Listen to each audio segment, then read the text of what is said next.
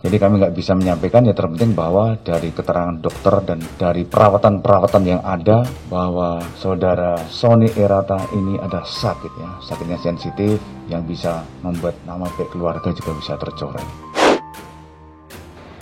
Begini, kalau terkait dengan dikatakan bahwa tidak sengaja, terus dikatakan bahwa pledoi ini kan bisa-bisa saja lah. Untuk selalu menciptakan kegaduhan. Kalau dalam otak kotor kau itu kau tuduh ada sesuatu yang nggak beres atau kau menuduh polisi melakukan sesuatu yang tidak baik kepada si Maher, silakan kau buktikan. Jangan kau hanya pinter ngebacot, ya. Yang saya sayangkan sebetulnya dari kelompok-kelompok ini yang mungkin satu geng lah dengan Ustadz Maher sebelumnya, menciptakan informasi-informasi yang bias, yang bersifat mungkin hoax gitu ya. Kemudian dalam proses penahanan yang bersangkutan merasa sakit, kemudian penyidik mengirim surat ke rumah sakit Polri untuk dilakukan pembantaran. Sudah kita lakukan, ya ada suratnya. Ini aja novel kau bawa aja tim dokter atau forensik kek atau tim medis. Kenapa sih dia nggak boleh diumumin penyakitnya ada apa?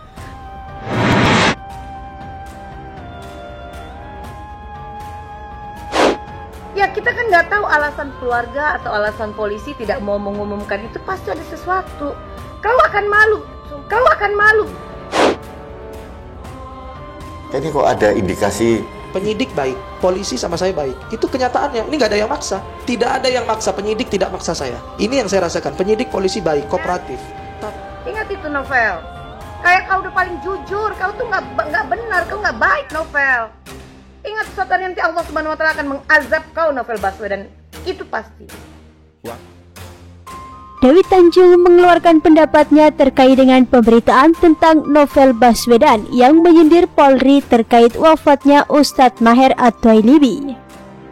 Dewi Tanjung yang merupakan politisi dari Partai PDIP menyebut bahwa Novel Baswedan melupakan kasus lamanya. Menurut Dewi Tanjung, kasus tersebut merupakan kasus Novel saat menyiksa dan menembak mati tersangka kasus sarang burung walet. Pernyataan Novel Baswedan tersebut disampaikan Dewi Tanjung dalam cuitan pada akun media sosial Twitter miliknya pada Rabu 10 Januari 2021.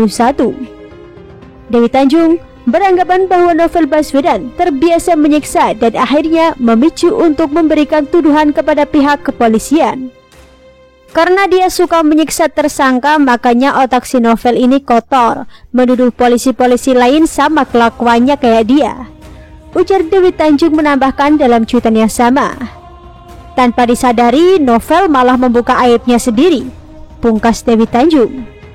Secara terpisah, Wakil Ketua Umum DPP Pemuda Pelajar dan Mahasiswa Mitra Kamtibnas atau PPMK Joko Priyoski dengan tegas mengatakan pihaknya akan melaporkan penyidik senior Komisi Pemberantasan Korupsi atau KPK Novel Baswedan ke Barreskrim Polri dan Dewan Pengawas KPK pada kemarin, Kamis 11 Februari 2020. Ia mengatakan bahwa Novel diduga telah menyebarkan hoaks dan mendiskreditkan institusi Polri terkait cuitannya pada akun Twitter @nazakista pada 9 Februari 2021. Yang mengomentari soal meninggalnya Ustadz Maher At-Twailibi di dalam rumah tahanan atau rutan Barreskrim Polri. Dalam cuitan tersebut, Novel justru mempertanyakan soal kondisi Maher yang ditahan polisi padahal dalam kondisi sakit. DPP Pemuda Pelajar dan Mahasiswa Mitra Kamtibmas besok Kamis akan sampaikan laporan dan pengaduan ke Barreskrim Polri terkait ujaran berita bohong Novel Baswedan di cuitan Twitter @nazakista yang telah menyebarkan hoaks, provokasi, dan mendiskreditkan institusi Polri sebagai aparat penegak hukum. Katanya, penyidik mengirim surat ke rumah sakit Polri untuk dilakukan pembantaran. Sudah kita lakukan, ya ada suratnya. Kita permohonan penyidik ke rumah sakit Polri Bayangkara. Untuk apa? Untuk dilakukan perawatan. Nah, dilakukan perawatan. Gitu. Lanjutnya, ia menilai jika cuitan tersebut telah memprovokasi publik dengan ujaran kebencian. Sambungnya, Ia juga menduga novel melanggar pasal 14 dan 15 Undang-Undang Nomor 1 Tahun 1945. Kita laporkan dia ke Dewan Pengawas KPK karena bukan kewenangan Novel Baswedan sebagai penyidik senior KPK untuk mengomentari soal kematian Ustadz Maher, apalagi dengan ujaran yang bersifat provokasi dan membuat gaduh, katanya. Diberitakan sebelumnya, Novel mengomentari sebuah artikel berita yang menuliskan soal meninggalnya Ustadz Maher At-Twailibi. Innalillahi wa inna ilaihi raji'un. Ustadz Maher meninggal di rutan Polri. Padahal kasusnya penghinaan, ditahan lalu sakit. Orang sakit kenapa dipaksa ditahan? Aparat jangan keterlaluan, apalagi dengan Ustadz. Ini bukan sepele loh, cuitnya. Kontan saja, cuitan novel tersebut langsung disambar dosen Universitas Indonesia atau UI Ade Armando. Terbukti sekarang kualitas novel Baswedan. Kok aparat dituduh keterlaluan? Maher kan meninggal karena sakit nganu. Kok jadi polisi yang salah? Cetusnya seperti dikutip dalam akun Twitternya di Jakarta pada Rabu 10 Februari 2021. Sebelumnya juga, Kepala Biro Penanganan Masyarakat Div Humas Polri Brigjen Pol Rusdi Hartono menjelaskan bahwa saat Ustadz Maher mengeluh sakit, petugas rutan dan tim dokter telah menyarankan agar yang bersangkutan dibawa ke rumah sakit Polri untuk mendapatkan perawatan. Akan tetapi, Ustadz Maher menolak hingga akhirnya menghembuskan nafas terakhir di rutan Bareskrim. Sudah ditawarkan, tetapi almarhum tidak menginginkan. Dia tetap ingin ada di rutan Bareskrim, kata Rusdi Hartono. Selain itu, Kadif Humas Mabes Polri Irjen Pol Argo Yuwono membantah anggapan dan tudingan beberapa pihak yang menyatakan bahwa Ustadz Maher meninggal dunia karena mengalami penyiksaan di tahanan. Bukan disiksa, ini sakit meninggalnya, katanya kepada wartawan di Mabes Polri Jakarta Selasa 9 Februari 2021. Namun, ia enggan membeberkan sakit yang diderita oleh Ustadz Maher. Alasannya, ia menyatakan sakit yang diderita oleh Ustadz Maher masuk kategori sensitif yang memiliki potensi untuk mencemarkan nama baik keluarga korban jika terungkap di publik. Ini berkaitan dengan nama baik keluarga almarhum, jadi kita tidak bisa menjelaskan secara gamblang sakitnya apa, tegasnya.